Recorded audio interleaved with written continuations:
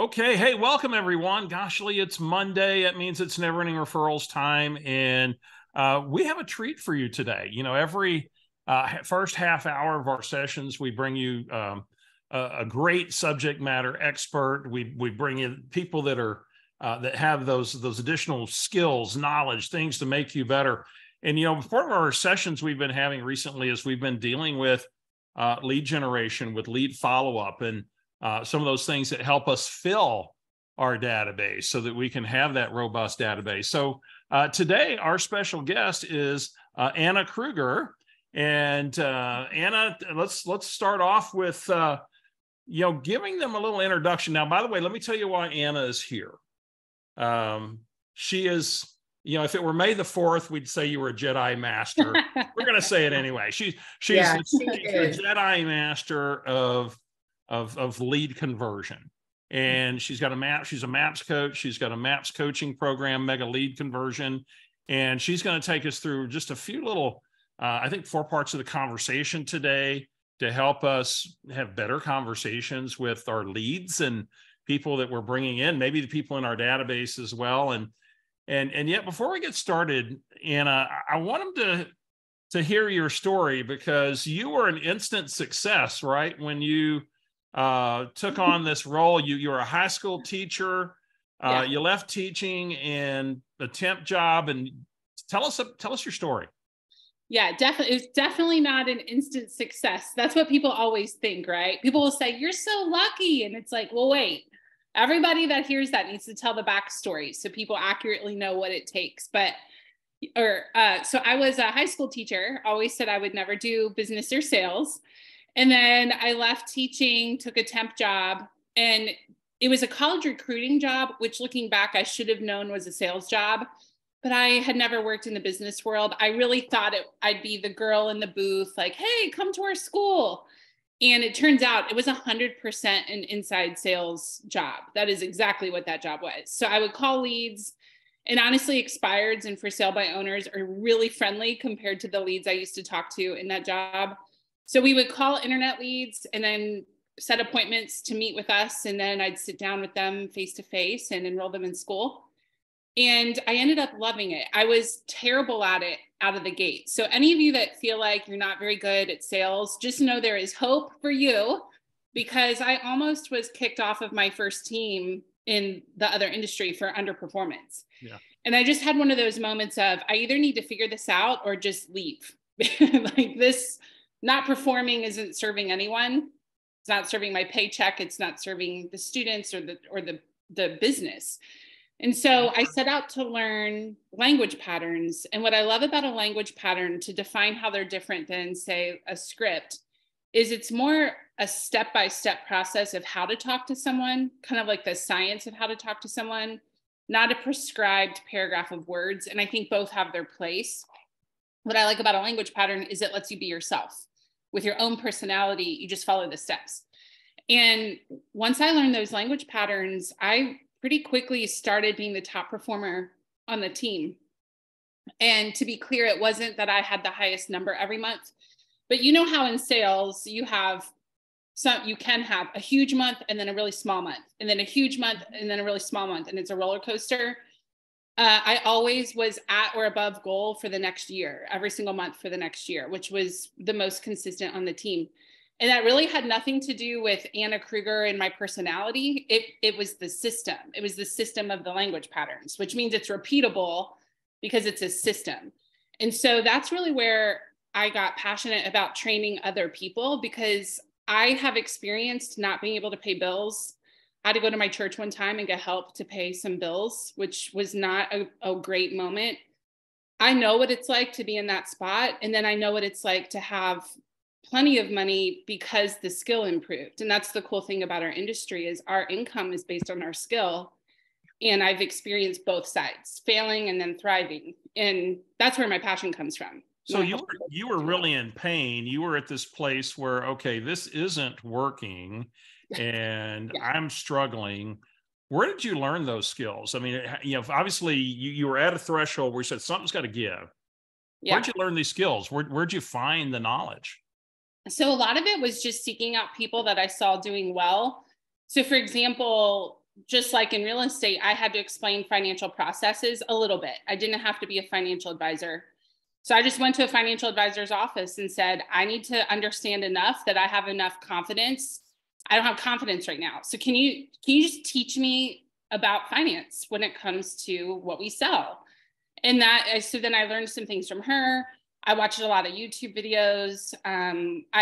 There were people on my team that poured into me, and that's where a lot of the language patterns came from. So it wasn't just one place. It wasn't like I just took a class and learned it. And that's what I want people to hear is I think sometimes we just want someone to just hand it to us. And fortunately, we do have a lot of programs that do that now.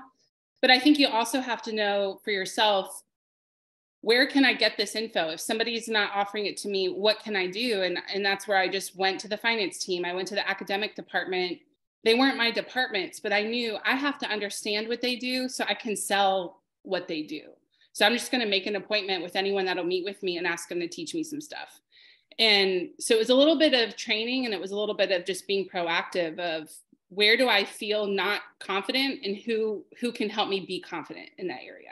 So you were really resourceful. I mean, we talk about that so much is, get in a resourceful mindset and equip yourself. So take us to real estate. So you had some things happen family wise and, created some changes for you. And then ultimately you found your way into real estate. I believe it was 2013. Yeah. Tell us about that. And in fact, the Harrow Group and the impact your first year had on that team. Yeah. Well, and if I can, Steve, share a little bit of the personal stuff that got me into real estate, because I think that could maybe encourage people here. It's been my observation since COVID, especially, just a lot of people feel kind of stuck or lost, or just kind of like they've lost their way a little bit. And so before real estate, my mom was diagnosed with stage 4 cancer in 2008. I was 26 years old. Don't do the math on my age. You don't need to know. But I was 26 and she was diagnosed with stage 4 cancer. And I'm the only child of a single parent. So it was just the two of us. And what that meant was it was up to me to be her caretaker. So I moved an hour north to a town where I didn't have any friends. I didn't know anyone there. And I started doing inside sales from home. My company said, we'll let you do inside sales from home to help take care of her.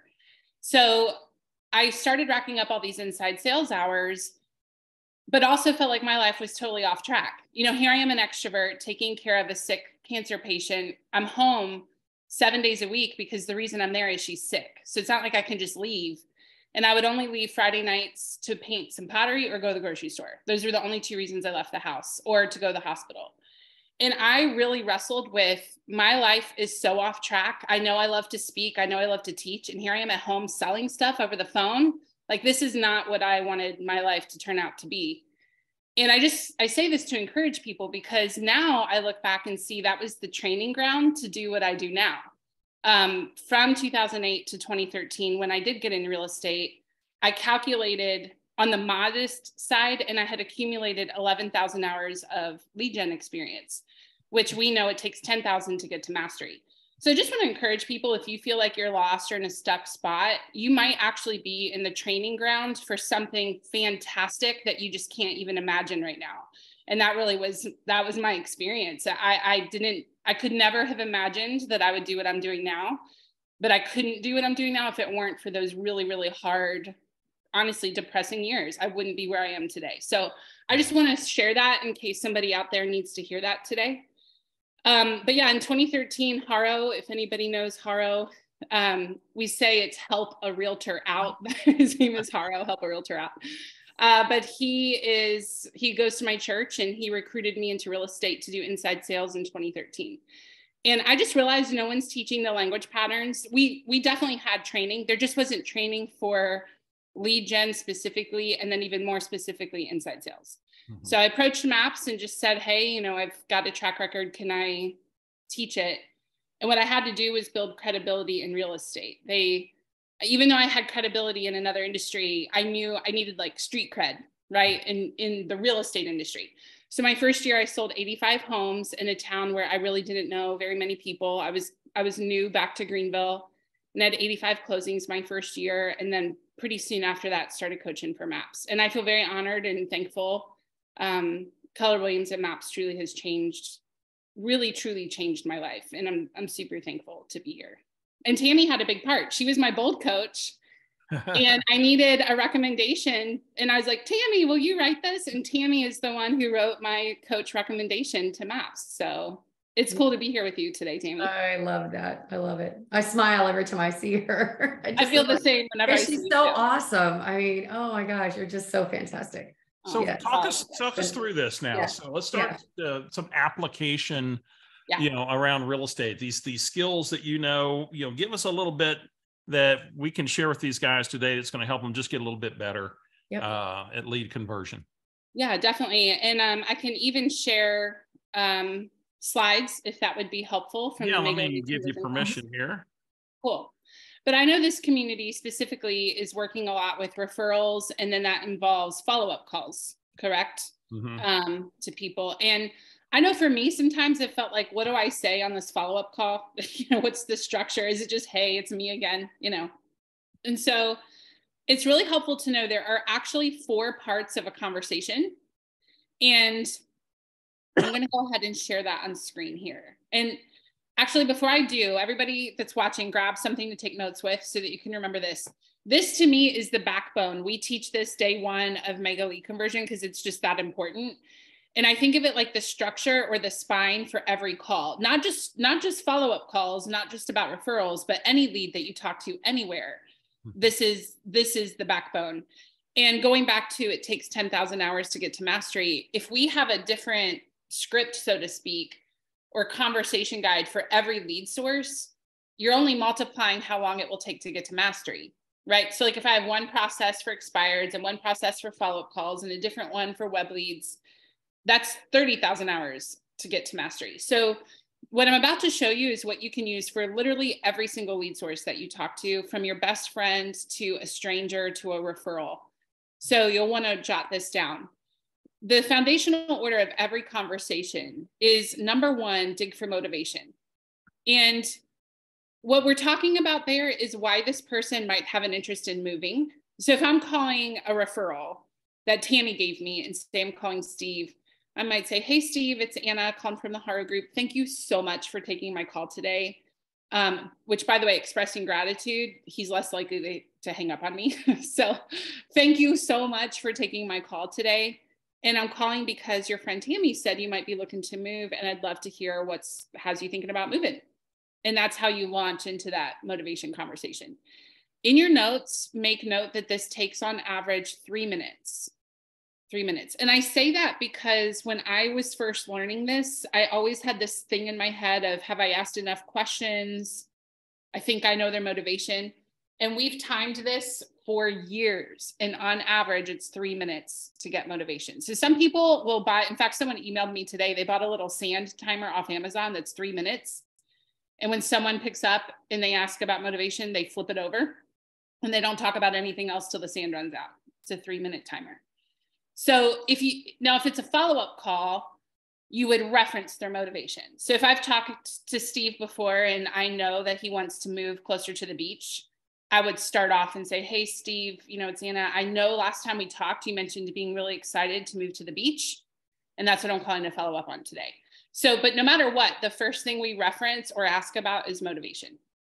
So, and by the way, if you have thoughts or questions, just throw it into the chat box. And if you notice, there's a transition statement, the great, let's see what we need to do to make that happen.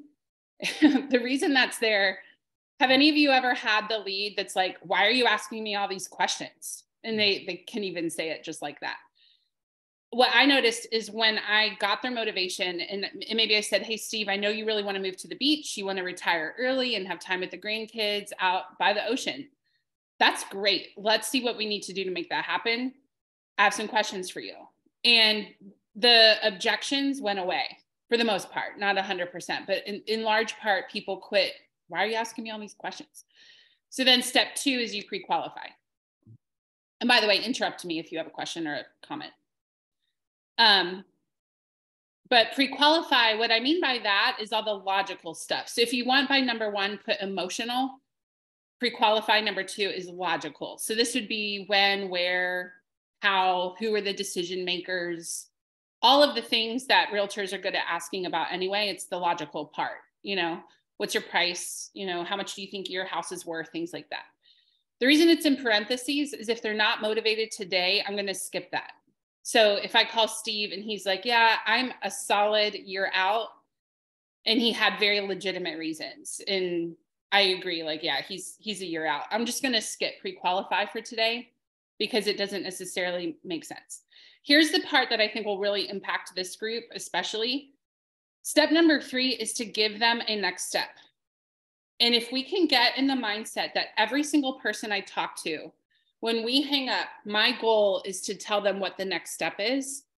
One, it's assuming that they're going to work with you. It's considered a conditional close. I'm just saying, hey, you know, Steve, the next step is to talk with a lender and see what you qualify for. Or, you know, the next step is to meet with me. It could be the next step is to chat with your wife, you know, to see where she is in her head about moving. When could you do that? So the next step is every lead. If they say, I'm just totally not interested in any way, shape, or form, then I would say, great, the next step is for us to just stay in touch with you to make sure that we're constantly around if you need something. So don't overthink the next step. It could range from just stay in touch with you all the way through set a time to meet with me. Any of that is fine. And then the 4th step goes along with that one, and it's give it a deadline. And in your notes, put down, it needs to be within 48 hours.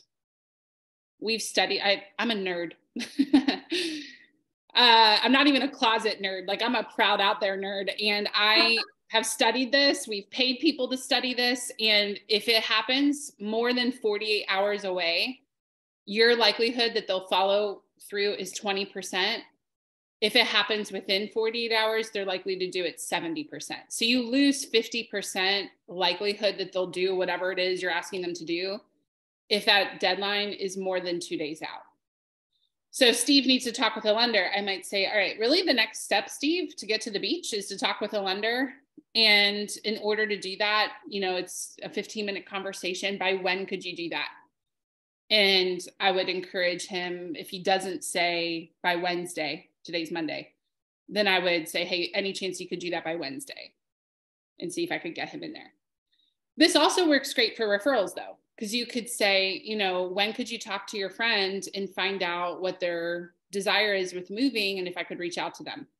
And then, great, could you let me know that by Wednesday at the latest? So you can do this several different ways. And there's different ways to ask for referrals, but I also know you guys cover that really well. So if you want me to go there, I can, but I also figure you probably teach that a lot. So, well, but this is the basic structure. We do, and yet there's always blind spots, you know, that maybe there's, so let's hear the Anna Kruger version. Okay. Well, if I'm talking to you, Steve, I would say, hey, Steve, you know, first I would just directly say, I mean, you know, the next step is really for me to reach out to Tammy. What is the best number for her? And I would just directly ask, what is the best number? And because if they don't want to give it to you, they'll say so. Even though I'm not asking, may I? They'll tell me if they're not comfortable. So I like to just assume that they'll give it to me, and I'll just say, what's the best number? Now, what I have found, there's 2 ways if they push back. There's 2 things that I personally have found work really well. And actually, I'd love to hear what you guys do, because I would love to know what you do. But if they hesitate and don't give me the number, then I like to say, you know, what I could do is you could go ahead and give me their number, and I will wait until Wednesday to call them. And between now and then, could you just check with Tammy? And if she's not okay with it, just let me know. If I don't hear from you, I will call her on Wednesday. You have my word. And there are, I don't know what the percentage would be, but I honestly was surprised how many people just went ahead and gave me the number. I would say it's probably like 30 to 40% would just go ahead and give me the number. And they trusted me when I said I won't call till Wednesday. And if you don't want me to call, just let me know by Wednesday. The other thing would be kind of like the step number 2, if that doesn't work, is, hey, by when could you talk to Tammy and just check with her? And then when will you call me back and let me know? Either way. Mm-hmm. And because I found if I hung up without the number and we didn't pick a time that we would reconnect, I would just never hear from them again. And I felt like I was chasing them. Yeah. And the other thing is you set it up that they call you.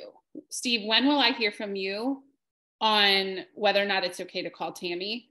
versus I will call you and follow up. So it makes it that my phone rings more versus me doing all these outgoing calls and literally just chasing people.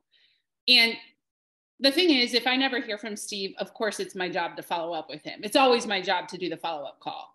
But remember, we teach people how to treat us. So if I get in the habit of saying your next step is talk to Tammy, let me know what she says. When will you call me?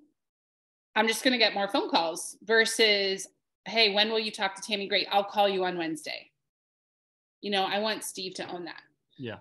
Well, and of course, what you, of course, and for so long, you've dealt with even very cold leads and things of that nature. And yet here's what I love is it doesn't matter. This is the framework for the conversation. Yeah. Yeah. And what's your situation, whatever it is, you're getting into that motivation. And so, the art of 3 minutes on digging for motivation, that's what we would call the active listening, probing, part of that, where we're really getting to the crux of, the surface answer isn't always the real motivation, right? Right. What is the real answer? Let's go ahead and Anna, what else? Tell us a little bit about your program, because if people want to master these skills, what else, what kind of things would they expect if they were to join your coaching program, by the way, which I believe is starting when? Wednesday. It starts Wednesday, May 10th. Wednesday. So sign up before Wednesday. So that's like within 48 hours, right? Yeah, so, it's right around the corner. Yeah. So tell us a little bit what they could expect in your program if they were to join you in Mega Lead Conversion. Yeah, definitely. So the class is really designed to get you all the way from hello through a signed buyer or listing agreement. So that is the specialty of this program. So we really go through everything from hello. And I know I can't see all the participants here, but if you guys could tell me in the chat box, how many of you have had a training on just the first 30 seconds of how to open up the phone call? And just put yes or no in the chat box so I can see all of you. But most people haven't. And we spend 30 minutes just on the first 10 seconds of the phone call, because if you don't start it off well, the rest of the training just doesn't matter. So I alluded to it here, but things like, hey, Steve, it's Anna. Thank you for taking my call. That's not just a nicety. That's a psychological, you're not going to be as likely to hang up on me. So we talk through that stuff. We talk through, what do you do if someone says, I'm busy, call me later? How do you navigate that and not be obnoxious and still keep them on the phone? There is a way to do that. We spend a lot of time teaching 3 different methods to dig for motivation, because different things work on different people. So we go way deep into how to dig for motivation. We talk about objections. We talk about how to set an appointment that shows up. And one stat that I'm really proud of from the program, if I can just share a few, is someone recently told me they were about 2 months into the program, so they still had 4 months left. They only had a small fraction of the entire class. And they said, I am sitting in front of, not setting, sitting in front of 10 extra people a month because of what I've learned so far in the class. That is 10 extra opportunities for closings. Only 2 months into the program. That's incredible. We also teach how to get the signature. And the national average is 80% for people in coaching. People not in coaching average more like 40%. People getting coaching average 80%. This class, 90 to 95% people are signing the agreement, the contract for hire. So I am so passionate about this. And it comes from, I know what it's like to not be able to pay bills, or to make money and wish I had more because my income's not matching my goals. Yeah. And that's why I'm so passionate about this class. And then we also give you the business training. So we go over things like the economic model, which I used to think sounded boring. Now I understand it helps you know, what do I need to do today to hit the income goal? Yeah. So that I'm not just showing up anxious, but I'm showing up knowing, okay, I just need to talk to 22 people today, and the math tells me I'll make all the money I want to make, and I can still take all my time off and it's fine. So we give you 4 tracking systems. We go over the business of lead gen, lead conversion, and then we give you all the language patterns. So the goal is that by the time you're done, it's a 6-month program, you know lead generation, lead conversion, and you know how to build relationships not in an obnoxious salesy way, because some people, it's obnoxious. I've had those sales calls. This is really geared towards relationship. How do you build the relationship and be successful? Well, and we've all experienced that, and what I loved that you said earlier is all this is about building that confidence, that certainty. So it's around my products, around the language patterns, it's knowing what to say, how to dig deeper. Sounds like a really valuable opportunity. And so it's a 6-month program. You've got the details right there in the chat. If you'd like to connect with Anna. Anna, what's your direct contact number if they would, or email, if you want to throw that in the chat? Yep, I'll stick it in the chat right now. And also on the website, I did about a 3-minute video explaining how the program works. And there's also a bullet points that outline. So check that out. And then if there's anything that you have questions about not on the page, just shoot me an email. That's totally fine. Perfect. Tammy, last thoughts, takeaways from the Jedi Master here? I know she is. She's the conversation Jedi, and it just, it marriages perfectly with what we do here. And you know what? It's not just here. It's just what we do in life, right? Is we succeed or we fail, every conversation at a time. So thank you. This was great. I took tons of notes myself. So well, that's a huge honor, because you're like, you're my coach, Tammy. You're the person. A long time ago. Yeah. I think 8 years ago. Yeah, it was a long time ago. I still remember. It's funny. I've taken a lot of I've taken it multiple times. And your class, I remember, I think it's because it was one of the first I took it. It just left such a big impact. I still remember what the room looked like. I just remember where I was sitting in the class. It was really impactful. And your red jackets. I remember the red jackets. Our team had red track jackets, for people that are wondering. And we felt like we were the boss. Like we would walk in and it was like we were a sports team. Like there could have been lights and like wind flowing in our hair when we walked in. We thought we were all that in a bag of chips. Totally. It was pretty awesome, actually. Awesome. Yeah, it was pretty awesome. For the rest of you, we're going to transition here over to session 5. Anna, thanks so much for pouring into our folks today with your wisdom. We so grateful. Thank you. Yeah, thank you for having me today. Have a great day, everybody. Thanks, Anna. Bye. All right, let me hit the stop on the record, then we'll start it back up.